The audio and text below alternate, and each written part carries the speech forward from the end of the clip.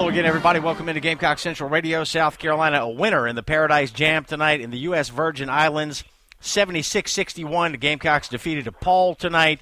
Emerson Phillips with Carey Rich to talk about this ball game. The Gamecocks now 3-0 and headed to the semifinals of this Paradise Jam tournament that will take place on Sunday. The Gamecocks will have a 10 o'clock tip, and I wanted to get your thoughts on the Gamecocks' performance tonight. Looked like pretty good defensive effort from the Gamecocks, and that's become a hallmark of Frank Martin basketball. Well, that's going to be what the Gamecocks hang their hats on this year. That's going to be their calling card, as it's been for the last 3 or 4 years. The one thing that, while you've been able to question many things with regards to, maybe talent, their ability to score the basketball in the offensive end, questioning those things in the past, that's very, very fair. But the one thing that you've never been able to question is the way this basketball team plays defense. And we saw it tonight.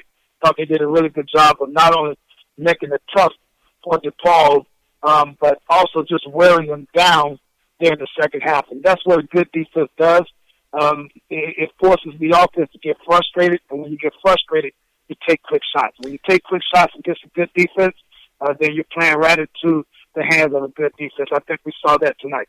DePaul shot 36% from the floor. They were 3 of 14 from the land of 3. And DePaul has struggled with the three-point shot this year, this early point in the season, but the Gamecocks made sure that continued tonight. So it'll be a 10 o'clock tip-off Sunday night against Hofstra in the semifinals of the Paradise Jam. Carey, the Gamecocks led by 9 at halftime tonight and really were never threatened in this game. DePaul made it close a couple times early on, but South Carolina really was in control throughout, and it was Mendoga's Kaichenis leading the way with 23 points. Dwayne Notice scored 11. All those came in the first half. Sindarius Thornwell with a double-double tonight, 10 points, 10 rebounds. He also had 3 assists and 2 steals. So Frank Martin went with the same starting 5 again tonight, Carey. I was thinking that he might, tinker with the starting lineup a little bit, but for 3 straight games to open the year, it's been the same starting 5, P.J. Dozier, Sindarius Thornwell, Carrera, Kaichenis, and Chad Kevicius. Yeah, well, I think it's safe to say moving forward that this is probably going to be the starting lineup. I don't foresee him tinkering. And now Frank is going to be Frank at some point. If the guy doesn't practice well, then Frank will make sure he's, the guy that does practice well is rewarded. But I think this is the lineup. I thought Mendoza's was really, really good early on setting the tone.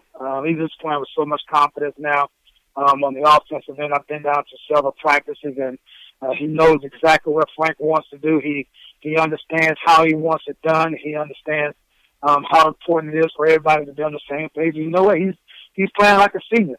He's probably not going to wow anybody with his physical attributes or with his athleticism, but the one thing that he does really, really well is that he plays hard. He plays hard. He plays within himself, and I thought he was really, really good tonight for this basketball team. So Darius Thornwell is he's just a basketball player. He's a utility guy. He impacts the game in several different ways, and something else, I thought it was a great coaching move by Frank Martin to move P.J. Dozier off the basketball there in the second half, just to get him going, to get his confidence going. And he played a lot better in the second half. The biggest challenge for P.J. has been, the 6'7" point guard, having to guard a smaller, quicker, especially when that guard is a scoring guard, because, that guy's going to have pressure on you every single possession. And with the way Frank wants his teams to defend on the perimeter, he wants you to play very physically. He wants you to play very close to the dribbler. And, with the new rules, that's going to be very difficult, especially for a kid that's coming out of high school, transitioning, and trying to, figure it all out. But I thought it was key for him to move Sindarius on the point, against the point defensively. And I thought that allowed PJ to loosen up just a little bit. And he also, played off the ball a little bit with Marcus Stroman. But, I thought all around it was a really, really good basketball win. They shared the basketball. They played together defensively, and they did exactly what I thought they'd do. And that's read DePaul down there and read them down in the second half. And if you're South Carolina trying to take that next step, trying to turn the corner, this is a team that, and this is a game, in my opinion, that you got to win. Certainly DePaul isn't the team you're going to call home to tell mom about, but DePaul is also a team with a lot of tradition, a lot of history, and for South Carolina, they did what they needed to do, and that's win the game. Carey, P.J. Dozier picked up 2 quick fouls, and less than 2 minutes into the game, he was on the bench again. And you talked after the Oral Roberts win the other night about the fact that P.J. has had some difficulty transitioning to defending the point guard position. So that's probably why Coach Martin moved him to the 2 tonight, huh? No doubt about it.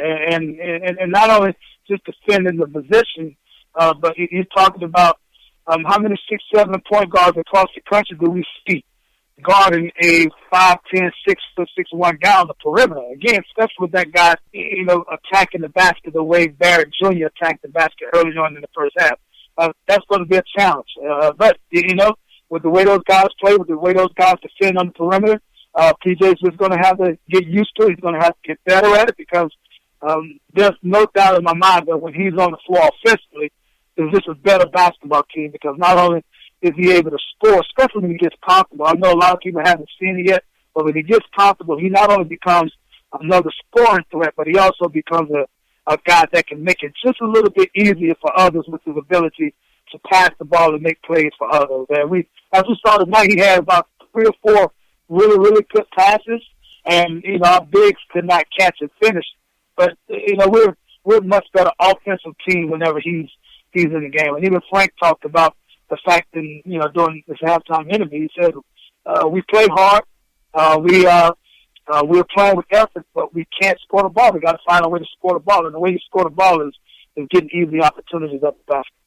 All right, Carrera had 7 points tonight, 7 for Chatkevicius, 7 for P.J. Dozier, and 7 for Marcus Stroman. Chris Silva had 4 points. Justin Mackey played, and Ray Doby got some action in the first half. So South Carolina, a 76-61 winner over DePaul, and the Gamecocks now advance to the semifinals of the Paradise Jam. 10 o'clock tip Sunday night against Hofstra. Carey, Hofstra upset FSU tonight, 82-77. That was a big upset. FSU is a team with a bunch of size and got about 2 or 3 guys that could score the basketball, that could score the rock. I spoke to one of the U.S. coaches before the trip, and that's the one thing we talked about. They actually expected to play Florida State. We're doing the homework just a little bit on what they could possibly see against Florida State, but Hofstra found a way to get it done. And you know what? This is basketball. This is college basketball. I've been saying it the last couple of weeks, and I will continue to say it. There was a time when, if a Hofstra beat a Florida State, it was a big, big story. Well, that's just no longer the case when you look at all of these mid-major programs who are finding success against high-level programs. This afternoon over in the Virgin Islands certainly wasn't any exception with Hofstra taking care of business against Florida State. All right, Carey, appreciate your time. We'll talk again Sunday night after the Gamecocks take on Hofstra. And in the other semifinal, it's going to be Tulsa against the winner of the Indiana State-Norfolk State game. So the Gamecocks off to a winning start in the Virgin Islands for the Paradise Jam. We appreciate your time, Carey. Thank you so much, Emerson. Look forward to the next time. All right, South Carolina 76-61 over DePaul tonight. For Carey Rich, I'm Emerson Phillips, and this is Gamecock Central Radio.